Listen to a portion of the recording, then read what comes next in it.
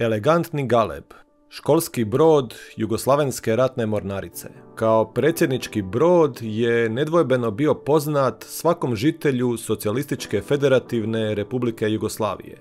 A kao plovilo na kojem je Tito tijekom godina proveo čak 476 dana na 14 međunarodnih putovanja što su prinosila ugledu i važnosti države u svijetu, počesto je bilo glavna, bilo najvažnija sporedna tema audiovizualnih izvještaja i reportaža.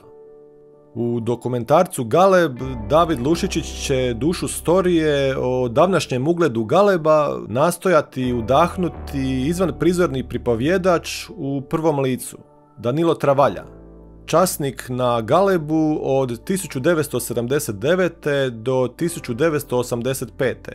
no kojega nećemo nijednom vidjeti, iako iznosi vlastita osobna prisjećanja.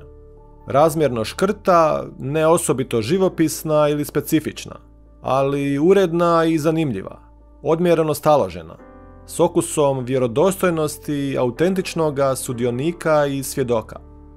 Slušač će možda čuti ili umisliti sentiment određene nostalgičnosti, ne nužno samoga kazivatelja, već počut koji se malne prirodno nadaje kad tkogod bez jadanja i spomena nevolja zbori o sebi u nekom prošlom vremenu.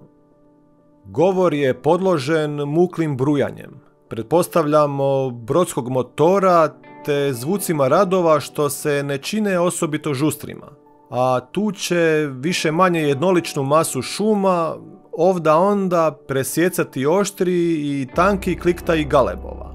U slici, nakon početnih kadrova tegljenja hrđavo smeđeg galeba do doka, pretežno statični kadrovi unutrašnjosti broda, hrđave, zapuštene, ogoljene, ispražnjene od svih pokretnina, u kojoj varioci i drugi radnici, kao slučajno zabilježeni, kao da su usput svratili u slobodno vrijeme bez primjetne hitnje rada na, pretpostavljamo, obnovi nekadašnjeg ponosa našeg dijela Jadrana.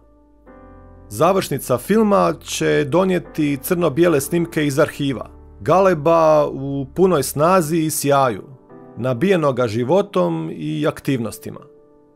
Ponajprije dijelo ugođaja, mnogo manje informacija, Lušičićev Galeb ječi dojmom zaludnosti, jalovosti, činjenja koje se više čini nečinjenjem.